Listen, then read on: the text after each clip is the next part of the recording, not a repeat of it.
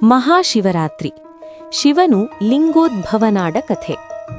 ಮಹಾಶಿವರಾತ್ರಿಯ ಆಚರಣೆಯ ಹಿಂದೆ ಹಲವಾರು ಕಥೆಗಳಿವೆ. ಅವುಗಳಲ್ಲಿ ಅತ್ಯಂತ ಪ್ರಮುಖವಾದುದು ಬ್ರಹ್ಮ, ವಿಷ್ಣು ಮತ್ತು ಮಹೇಶ್ವರರ ನಡುವೆ ನಡೆದ ಈ ಘಟನೆ. 1. ಅಹಂಕಾರದ ಸಂಘರ್ಷ. ಒಮ್ಮೆ ಸೃಷ್ಟಿಕರ್ತ ಬ್ರಹ್ಮ ಮತ್ತು ಸ್ಥಿತಿಕರ್ತ ವಿಷ್ಣುವಿನ ನಡುವೆ ನಮ್ಮಿಬ್ಬರಲ್ಲಿ ಯಾರು ಶ್ರೇಷ್ಠ ಎಂಬ ದೊಡ್ಡ ವಾದ ಉಂಟಾಯಿತು. ಈ ವಾದವು ವಿಕೋಪಕ್ಕೆ ಹೋಗಿ ಇಡೀ ಬ್ರಹ್ಮಾಂಡದ ಶಾಂತಿಗೆ ಭಂಗ ತರುವಂತೆ ತೋರಿತು. ದೇವತೆಗಳೆಲ್ಲರೂ ಭಯಭೀತರಾಗಿ ಪರಶಿವನ ಮೊರೆ ಹೋದರು. 2. ಪ್ರಕಟವಾದ ಜ್ಯೋತಿರ್ಲಿಂಗ. ಬ್ರಹ್ಮ ಮತ್ತು ವಿಷ್ಣುವಿನ ಅಹಂಕಾರವನ್ನು ಅಳಿಸಲು ನಿರ್ಧರಿಸಿದ ಶಿವನು ಅವರ ಮುಂದೆ ಒಂದು ಬೃಹತ್ ಅಗ್ನಿಸ್ತಂಭದ ರೂಪದಲ್ಲಿ ಕಾಣಿಸಿಕೊಂಡನು. ಆ ಅಗ್ನಿಸ್ತಂಭಕ್ಕೆ ಆದಿಯೂ ಇರಲಿಲ್ಲ, ಅಂತ್ಯವೂ ಇರಲಿಲ್ಲ.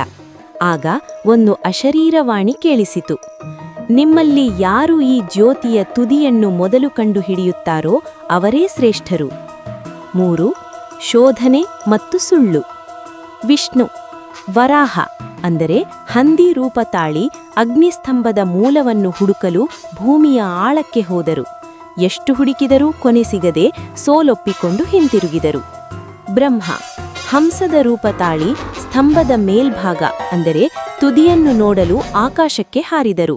ಎಷ್ಟೇ ಎತ್ತರ ಹೋದರೂ ತುದಿ ಕಾಣಲಿಲ್ಲ. ಆದರೆ ದಾರಿಯಲ್ಲಿ ಕೆಳಗೆ ಬೀಳುತ್ತಿದ್ದ ಕೇದಿಗೆ ಪುಷ್ಪ ಅಂದರೆ ಕೇತಕಿಯನ್ನು ಕಂಡು ಸುಳ್ಳು ಸಾಕ್ಷಿ ಹೇಳುವಂತೆ ಒಪ್ಪಿಸಿದರು. ಬ್ರಹ್ಮನು ಮರಳಿ ಬಂದು ನಾನು ತುದಿಯನ್ನು ಕಂಡೆ, ಅದಕ್ಕೆ ಈ ಕೇದಿಗೆ ಹೂವೇ ಸಾಕ್ಷಿ ಎಂದು ಸುಳ್ಳು ಹೇಳಿದರು. ಶಿವನ ಕೋಪದಿಂದ ಬ್ರಹ್ಮನ ಸುಳ್ಳಿನಿಂದ ಕ್ರೋಧಗೊಂಡ ಶಿವನು ಆ ಜ್ಯೋತಿಯಿಂದ ಪ್ರಕಟನಾದನು.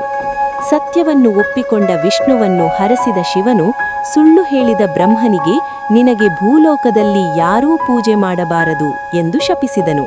ಹಾಗೆಯೇ ಸುಳ್ಳು ಸಾಕ್ಷಿ ಹೇಳಿದ ಕೇದಿಗೆ ಹೂವನ್ನು ತನ್ನ ಪೂಜೆಗೆ ಬಳಸದಂತೆ ನಿರ್ಬಂಧಿಸಿದನು. ಶಿವನು ಈ ಅಗ್ನಿಸ್ತಂಭದ ರೂಪದಲ್ಲಿ ಪ್ರಕಟವಾದ ದಿನವನ್ನೇ ನಾವು ಮಹಾಶಿವರಾತ್ರಿ ಎಂದು ಆಚರಿಸುತ್ತೇವೆ. ಶಿವರಾತ್ರಿಯ ಮಹತ್ವ. ಜಾಗರಣೆ ಅಜ್ಞಾನವೆಂಬ ಕತ್ತಲೆಯನ್ನು ಹೋಗಲಾಡಿಸಿ ಜ್ಞಾನದ ಬೆಳಕನ್ನು ಪಡೆಯುವುದು. ಅಭಿಷೇಕ ಶಿವನು ಅಗ್ನಿಸ್ತಂಭವಾಗಿ ಉದ್ಭವಿಸಿದ್ದರಿಂದ ಆ ಶಾಖವನ್ನು ತಣಲಿಸಲು ಭಕ್ತರು ಶಿವಲಿಂಗಕ್ಕೆ ಹಾಲು, ಜೇನುತುಪ್ಪ ಮತ್ತು ನೀರಿನಿಂದ ಅಭಿಷೇಕ ಮಾಡುತ್ತಾರೆ. ಬಿಲ್ವಪತ್ರೆ ಶಿವನಿಗೆ ಅತ್ಯಂತ ಪ್ರಿಯವಾದ ಈ ಎಲೆಗಳನ್ನು ಅರ್ಪಿಸುವುದರಿಂದ ಪಾಪಗಳು ಪರಿಹಾರವಾಗುತ್ತವೆ ಎಂಬ ನಂಬಿಕೆಯಿದೆ. ಸಂದೇಶ ಈ ಕಥೆಯು ನಮಗೆ ಅಹಂಕಾರ ಮತ್ತು ಸುಳ್ಳು ಮನುಷ್ಯನ ಅವನತಿಗೆ ಕಾರಣವಾಗುತ್ತದೆ ಹಾಗೂ ಪರಮಾತ್ಮನು ಅನಂತ ಮತ್ತು ಸರ್ವವ್ಯಾಪಿ ಎಂಬುದನ್ನು ಕಲಿಸಿಕೊಡುತ್ತದೆ. ಓಂ